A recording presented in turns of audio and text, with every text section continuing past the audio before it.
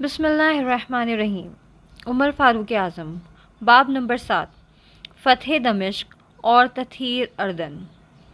شاید آپ کو یاد ہوگا کہ جب حضرت ابو بکر صدیق نے شام کو فتح کرنے کا عزم فرمایا تھا اور اس کے لیے تمام عربوں سے مدد چاہی تھی تو سرزمین شام کی طرف 4 فوجیں روانہ کی تھیں۔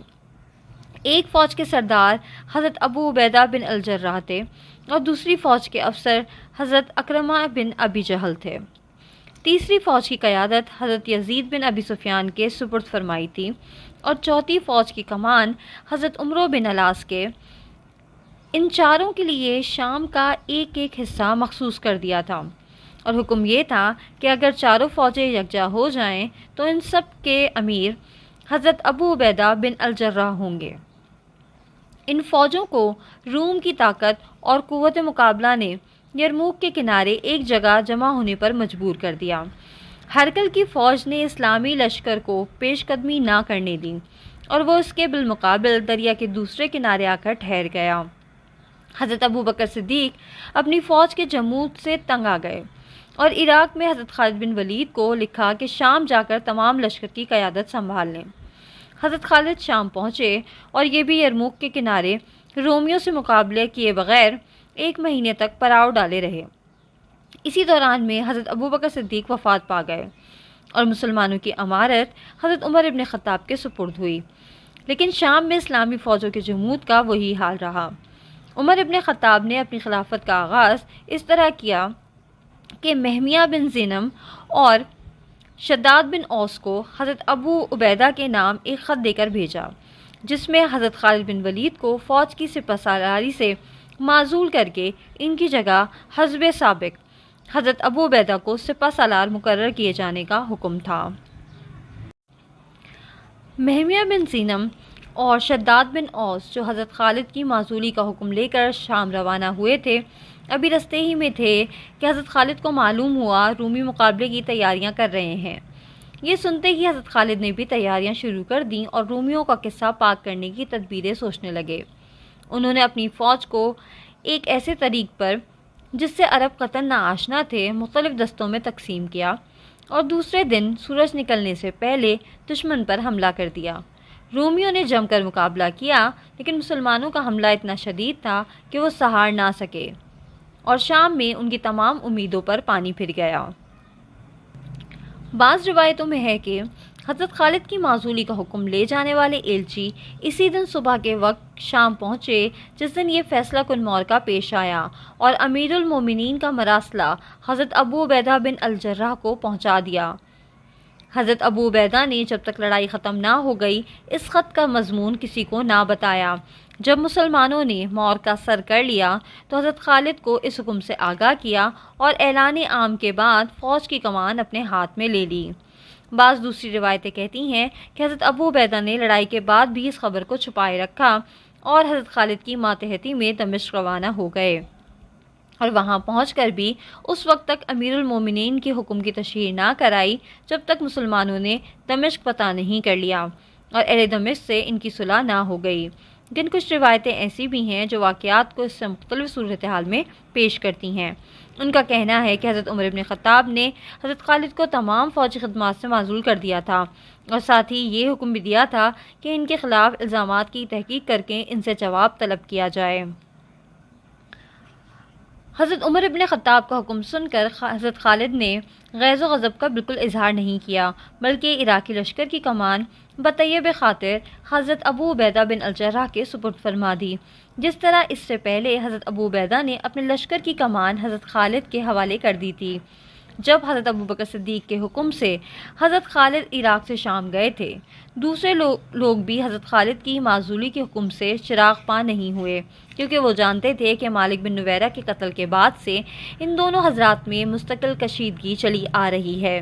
اسی طرح سے فوجی قیادت کی یہ تبدیلی ایسے وقت میں عمل میں آئی جب حضرت خالد نے جنگ میں نہایت شاندار فتح حاصل کی تھی اور مسلمانوں کے نظام اور ان کے لشکر میں اس تبدیلی کا کوئی ایسا اثر ظاہر نہ ہوا جو اپنے نتائج کے اعتبار سے خطرناک کہا جا سکتا ہے۔ حضرت ابو عبیدہ نے فتح یرموک کی خوشخبری کے ساتھ دربار خلافت میں حمص روانہ کیا اور خط میں لکھا کہ میں بشیر بن سعد بن ابی حمیری کی یرموک میں اپنی جگہ چھوڑ کر ان ہزیمت خوردہ فوجوں کے تعاقب میں جو فحل کے مقام پر جمع ہو رہی ہیں مرجو سفر جا رہا ہوں۔ مجھے معلوم ہوا ہے کہ ہرقل حمص میں مقیم ہے اور وہاں سے دمشق فوجیں بھیج روانہ کر رہا ہے، لیکن یہ فیصلہ کرنا میرے لیے دشوار ہے کہ پہلے دمشق پر حملہ کروں یا فحل پر۔ حضرت ابو عبیدہ کا یہ خط پڑھتے ہی حضرت عمر ابن خطاب نے انہیں جواب میں لکھا، پہلے دمشق پر حملہ کر کے اسے فتح کرو کہ وہ شام کا قلعہ ہے اور اس کا صدر مقام ہے، ساتھ ہی فحل میں بھی سوار دستے بھیج دو جو انہیں تمہاری طرف نہ بڑھنے دیں۔ اگر دمشق سے پہلے فحل فتح ہو جائے تو بہتر ہے، ورنہ دمشق فتح کر لینے کے بعد تھوڑی سی فوج وہاں چھوڑ دینا اور تمام سرداروں کو اپنے ساتھ لے کر فحل روانہ ہو جانا، اور اگر اللہ تعالیٰ تمہارے ہاتھوں فحل فتح کرا دے تو حضرت خالد اور تم حمص چلے جانا اور شرحبیل اور عمرو کو اردن اور فلسطین بھیج دینا۔ حضرت ابو عبیدہ کو عمر ابن خطاب کا یہ خط ملا تو انہوں نے اپنی فوج کے 10 سواروں کو، افسروں کو، جن میں سب سے نمایاں ابو العور اسلمی تھے، فحل بھیج دیا اور خود حضرت خالد بن ولید کے ساتھ ایک بھاری جمعیت لے کر دمشق روانہ ہو گئے۔ رومی فوجوں نے جو شکست کھا کر فحل میں جا کر چھپی تھیں اور جن پر یرموک کا خوف ابھی تک طاری تھا، مسلمانوں کو اپنی طرف آتے دیکھا تو اپنے گرد و پیش کی زمین میں بحیرہ طبریہ اور دریائے اردن کا پانی چھوڑ دیا، جس سے ساری زمین دلدل بن گئی اور اسے عبور کرنا دشوار ہو گیا۔ مسلمانوں کو دشمن کی اس حرکت پر بڑا غصہ آیا اور انہوں نے رومیوں کا محاصرہ کر لیا، اس لیے کہ دلدل کی وجہ سے آگے بڑھنے کا کوئی سوال ہی نہ تھا۔ محاصرہ جاری رہا یہاں تک کہ فتح دمشق کے بعد ان کے بھائی انہیں کمک بھیجنے کے قابل ہو گئے۔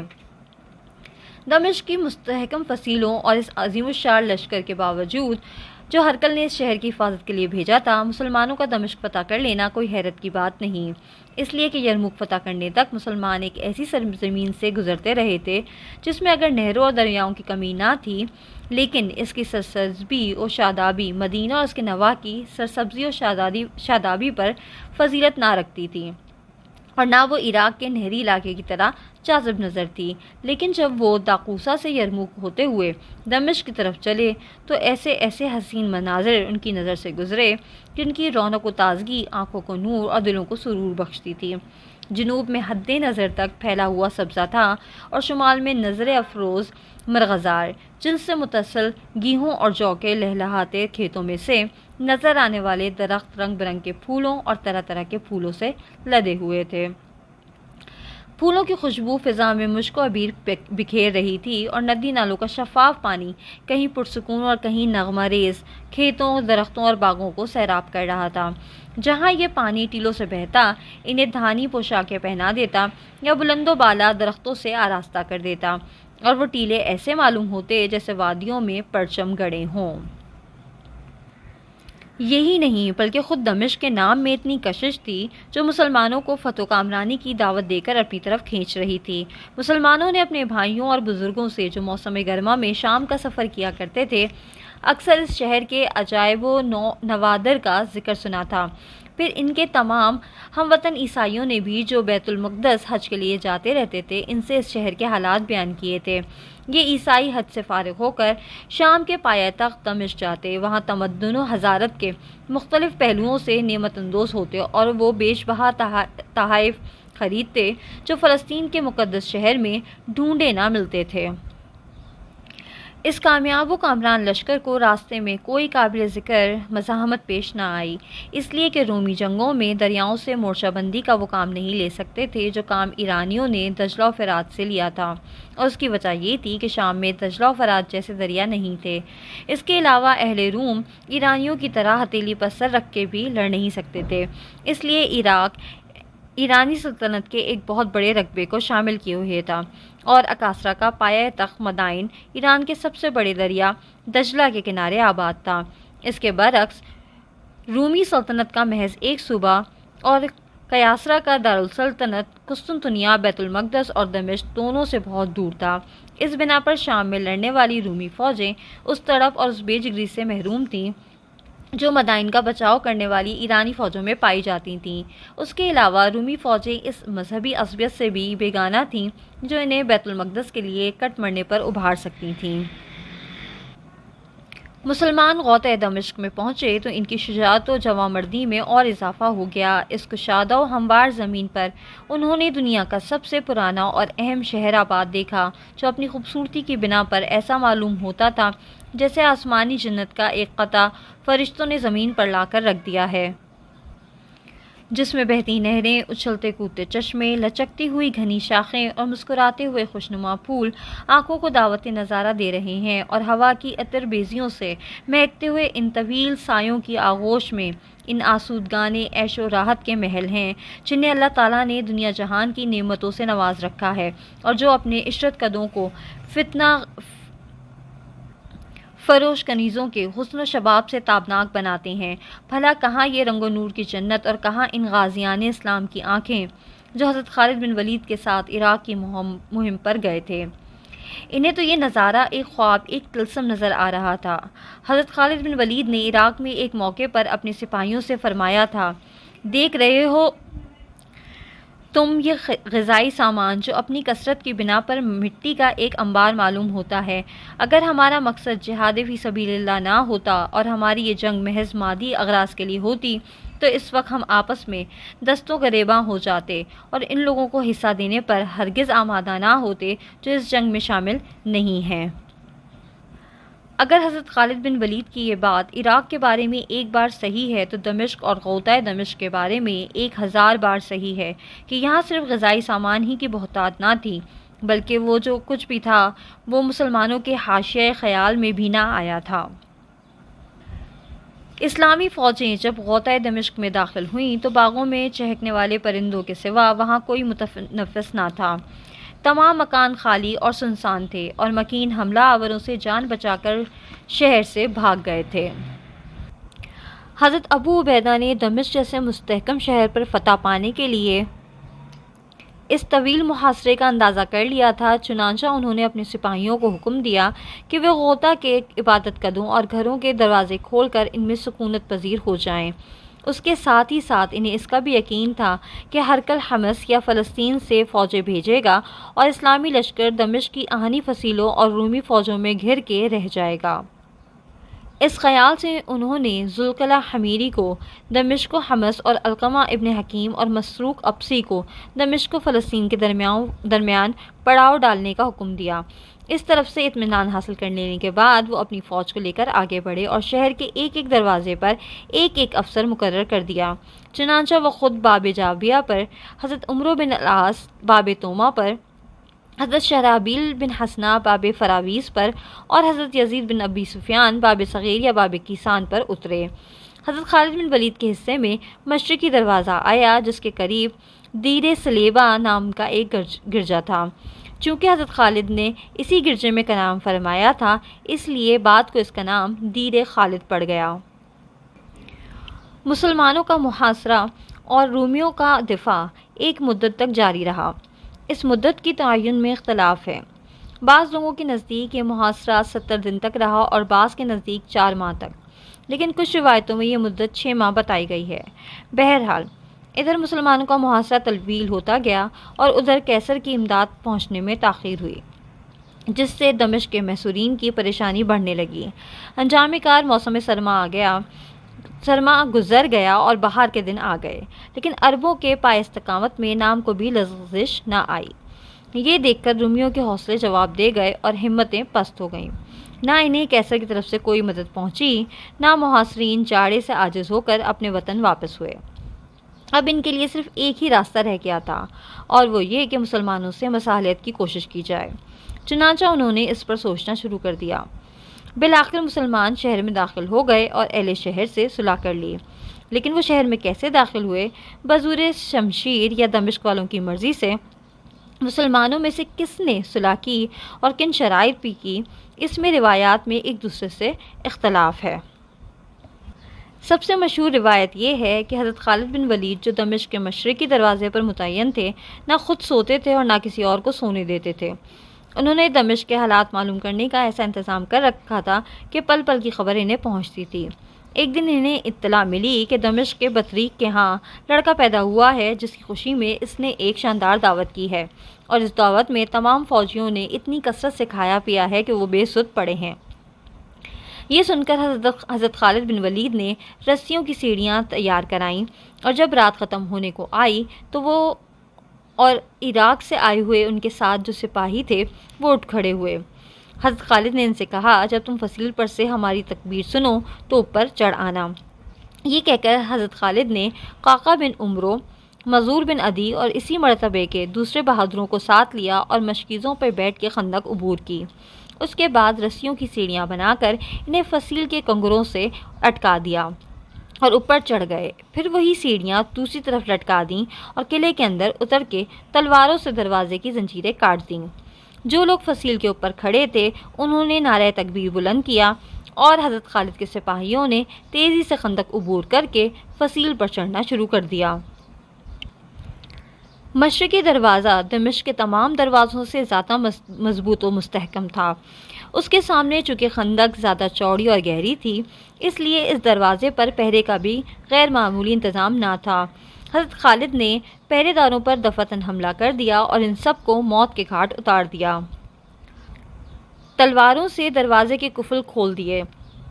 اس طرح جو سپاہی فصیل پر نہ چڑھ سکے تھے وہ نعرہ تکبیر بلند کرتے ہوئے اس رستے سے شہر میں داخل ہو گئے۔ دمشق والوں پر خوف و ہراس طاری ہو گیا، اور یہ خبر اس سرے سے اس سرے تک پھیل گئی کہ مسلمان مشرقی دروازے سے شہر میں داخل ہو گئے ہیں، اور جو کوئی ان کے سامنے آتا ہے اسے گاجر مولی کی طرح کاٹ کے پھینک دیتے ہیں۔ یہ سن کر انہوں نے فوراً شہر کے سارے دروازے کھول دیے اور حضرت ابو عبیدہ سے صلح کر لی۔ حضرت ابو عبیدہ نے انہیں امان دے دی اور باب جابیہ سے شہر میں داخل ہوئے۔ اس وقت تک انہیں یہ معلوم نہ ہوا تھا کہ حضرت خالد شہر میں کس طرح سے درآئے ہیں۔ جب ان کو اس خون ریزی کا علم ہوا تو حضرت خالد کو کہلا بھیجا کہ صلح ہو چکی ہے، قتل و غارت سے ہاتھ روک لو۔ اس پر حضرت خالد نے اعتراض کیا کہ وہ شہر میں بزور شمشیر داخل ہوئے ہیں، لیکن چونکہ حضرت ابو عبیدہ لشکر کے امیر تھے اس لیے حضرت خالد پر ان کے حکم کی تعمیل فرض تھی، چنانچہ چاروں ناچار انہوں نے بھی صلح تسلیم کر لی۔ حضرت ابو عبیدہ نے عہد نامہ صلح سے حضرت عمر ابن خطاب کو مطلع کیا۔ حضرت عمر نے جزیے کی شرائط ذرا نرم کرنے کی ہدایت فرمائی اور لکھا کہ اہل دمشق کو 2 مختلف طبقات میں تقسیم کر کے دولت مندوں سے 4 دینار فی کس اور ان کے علاوہ باقی آبادی سے 40 درہم فی کس جزیہ وصول کیا جائے۔ بعض لوگوں کا کہنا ہے کہ دمشق والے 3 طبقوں میں تقسیم کیے گئے تھے: مالدار، غریب اور متوسط، اور ان سب سے ان کی حیثیت کے مطابق جزیہ وصول کیا جاتا تھا۔ اس کے علاوہ مسلمانوں کے کھانے پینے کے لیے گیہوں، زیتون کے تیل، چربی اور شہد کی فراہمی بھی رومیوں پر عائد کی گئی تھی۔ دمشق کے نظم و نسق کی اساس اس سیاست کو بنایا گیا جو حضرت ابوبکر صدیق نے اپنے عہد خلافت میں حضرت خالد بن ولید کو فتح عراق کے لیے بھیجتے وقت مرتب فرمائی تھی، یعنی مسلمانوں نے دمشق کا نظم و نسق اہل دمشق کے ہاتھوں میں رہنے دیا اور اپنی حاکمانہ اقتدار کی بنیاد حضرت خالد کے اس قول کو بنایا جو انہوں نے اہل عراق کے سامنے ظاہر کیا تھا: اگر تم عرب ہو تو عربوں سے، اور اگر اجمی ہو تو عدل و انصاف سے کس بات کا انتقام لیتے ہو؟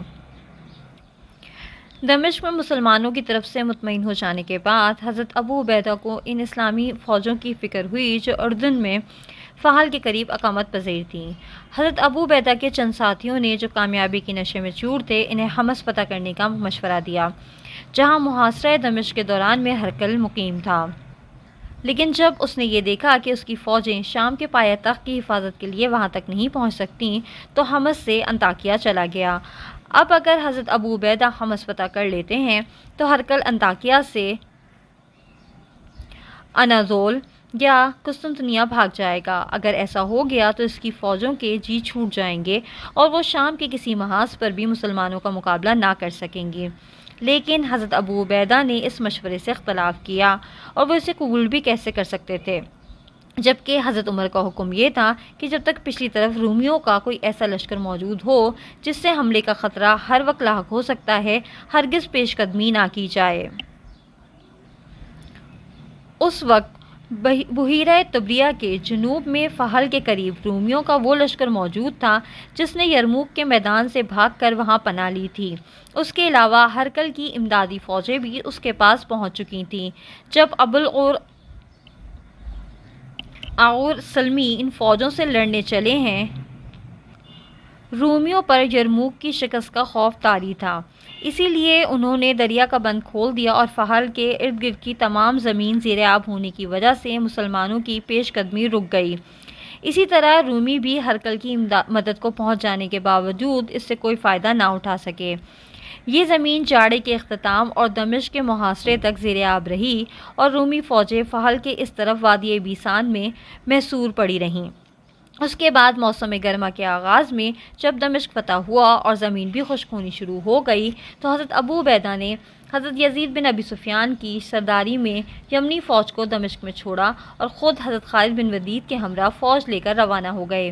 یہ فوج رومیوں سے مورکہ آرا ہونے کے لیے فہل اور وادی بیسان میں اس وقت پہنچی جب زمین تھوڑی تھوڑی خشک ہونی شروع ہو گئی تھی۔ جب فہل میں مسلمانوں کا قیام طویل ہو گیا تو ہرقل کے جرنیل ثقلہ بن مخراق نے اپنی کثرت افواج کے زعم میں مسلمانوں پر اچانک حملہ کر کے انہیں شکست دینے کا ارادہ کیا۔ اپنے مقصد کو جامع عمل پہنانے کے لیے اس نے ایک خاص جگہ منتخب کی جہاں سے وہ اپنی فوجوں کو مسلمانوں کی طرف بھیجنا چاہتا تھا، اور جب رات کی سیاہی پھیل گئی تو اس کا لشکر اس جگہ سے گزرا۔ ثقلہ کو یہ گمان تک نہ تھا کہ مسلمان اس حملے کے لیے تیار ہوں گے۔ اس بنا پر ثقلہ یہ سوچ کر کہ پہلے ہی حملے میں ان کی صفیں درہم برہم ہو جائیں گی، لیکن اس کا یہ اندازہ غلط ثابت ہوا۔ رومیوں سے ہر چال بازی کی امید تھی اور اسی لیے شرحبیل رضی اللہ تعالیٰ عنہ رات دن ان کی طرف سے چوکنے رہتے تھے۔ چنانچہ دونوں لشکروں میں گھمسان کی لڑائی ہوئی اور مورکہ رات سے گزر کر دوسرے دن تک جاری رہا۔ حضرت خالد بن ولید اور زرار بن ازور نے اس جنگ میں شجاعت و جوانمردی کے وہ جوہر دکھائے کہ اپنے پچھلے کارناموں کی یاد تازہ کر دی، یہاں تک کہ جب رات تاریک ہوئی تو رومیوں کی قوت جواب دے گئی اور ثقلہ اور اس کے ہم پایا دوسرے فوجی افسروں کے قتل ہو جانے کے بعد شکست کھا کر بھاگ کھڑے ہوئے۔ 80,000 کی جمعیت میں سے صرف وہی رومی بچ سکے جو کسی نہ کسی طرح بھاگ جانے میں کامیاب ہو گئے۔ اس طرح مسلمانوں نے شام میں ایک نہایت شاندار اور پرمسرت فتح حاصل کی جس میں انہیں بے شمار مال غنیمت میسر آیا۔ فاتحین نے غنیمت آپس میں تقسیم کی اور انہیں اللہ کی نصرت کا یقین ہو گیا۔ حضرت ابو عبیدہ نے فتح کی خوشخبری امیر المومنین فاروق اعظم کی خدمت میں مدینہ منورہ ارسال کی اور لکھا کہ وہ خالد بن ولید کے ساتھ حمص جا رہے ہیں۔ مسلمان جب فہل کی جنگ سے فارغ ہوئے، طبریہ میں ابو العور کا محاصرہ جاری تھا۔ ادھر شرحبیل حضرت عمرو بن العاص کو ساتھ لے کر فہل سے بیسان پہنچے اور اس کا محاصرہ کر لیا، اور اہل بیسان نے جگہ جگہ قلعہ بند ہو کر مسلمانوں کی مزاحمت کرنی چاہی، جس کی وجہ یہ تھی کہ انہیں معلوم تھا کہ حضرت خالد بن ولید اور حضرت ابو عبیدہ بن الجراح حمص جانے کے لیے دمشق واپس ہو گئے ہیں اور ابو العور ابھی تک طبریہ کا محاصرہ کیے پڑے ہیں۔ اس طرح مسلمانوں کی طاقت شام کے مختلف حصوں میں بڑھ گئی ہے اور اس وقت جو فوج ان کا محاصرہ کرنے کے لیے باقی رہ گئی ہے اس کا مقابلہ کرنا کچھ ایسا مشکل کام نہیں ہے، لیکن اس کے باوجود زیادہ دیر تک مسلمانوں کے مقابلے پر نہ ٹھہر سکے اور تھوڑے ہی دنوں بعد اہل دمشق کی طرح اعتراف شکست کے بعد صلح کر لینے پر مجبور ہو گئے۔ یہ اس لیے کہ ان کی معنوی حالت یرموک، دمشق اور فہل کی شکستوں کے بعد بری طرح تباہ ہو گئی تھی۔ پھر یہ بات بھی تھی کہ اہل شام کو مسلمانوں سے اتنی شدید نفرت نہ تھی جو مقاومت میں رومی فوجوں کی اعانت کر سکتی۔ رومیوں نے اہل شام پر طاقت و تشدد کے بل پر حکومت کی تھی، اس کی وجہ سے اہل شام اس حکومت کے برقرار رہنے کی کوئی خواہش اپنے اندر نہ پاتے تھے۔ اس کے علاوہ شام میں عرب عیسائیوں کے بہت سے قبیلے تھے، ایک زمانے تک نسلی اور مذہبی رابطوں کی کشمکش میں مبتلا رہے۔ وہ مسلمانوں کی طرح نسلاً عرب تھے اور رومیوں کی طرح مذہباً عیسائی۔ انہوں نے جب ہرقل کی کمزوری، اس کی فوجوں کی بزدلی اور اس کے جرنیلوں کی شکستیں دیکھیں تو ان میں سے بعض قبائل مسلمان عربوں کے ساتھ مل گئے اور انہیں رومیوں کے کمزور پہلو بتا دیے، اور سب سے آخری اور سب سے اہم وجہ یہ تھی کہ فتح و نصرت میں بجائے خود اتنی تابناکی ہوتی ہے کہ دیکھنے والے کی نگاہیں خیرہ ہو کر رہ جاتی ہیں اور عوام فاتح کی خدمت میں خراج عقیدت پیش کرتے ہوئے اس کے حلقہ بگوش ہو جاتے ہیں۔ اہل تبریہ کو جب بیسان اور اہل بیسان کا حشر معلوم ہوا تو انہوں نے ابوالعور کے ذریعے حضرت شرحبیل سے صلح کی درخواست کی اور اہل بیسان کی طرح ان سے صلح نامہ دمشق کی شرائط کے مطابق صلح کر لی گئی، یعنی کہ یہ شہری جائیداد میں سے نصف حصہ مسلمانوں کا ہوگا، ہر سال 1 دینار فی کس جزیہ ادا کرنا ہوگا، اور اسی طرح زمینوں سے بھی ایک معین مقدار میں گندم وصول کی جائے گی۔ ازرعات، عمان، جرش، ماب اور بصرہ کے باشندوں نے بھی انہی شرطوں پر صلح کر لی، اور اس طرح ملک اردن حوران و صحرا تک مسلمانوں کا مطیع و منقاد ہو گیا۔ لوگوں نے مسلمانوں کی حکومت پر اطمینان و رضامندی کا اظہار کیا۔ بعد میں مسلمانوں نے حکومت کا نظم و نسق انہی کے حوالے کر دیا اور عدل و انصاف کی شرط لگا دی۔ حضرت ابو عبیدہ اور حضرت خالد بن ولید جنگ فہل کے بعد حمص روانہ ہو گئے اور ہاشم بن عتبہ عراق لوٹ گئے۔ اب ہم حضرت ابو عبیدہ اور حضرت خالد بن ولید کو چھوڑ کر عراقی فوج کے ساتھ قادسیہ کی جنگ دیکھنے چلیں گے۔ یہی وہ فیصلہ کن معرکہ ہے جس نے مسلمانوں کے سامنے مدائن کے دروازے کھول دیے اور جو مورخین کے نزدیک ان شاندار معرکوں میں شامل ہوتا ہے جنہوں نے دنیا کی تاریخ کو ایک نئی راہ پر ڈال دیا۔ مگر یہ سب کچھ آپ اگلی قسط میں سنیں گے انشاءاللہ تعالی۔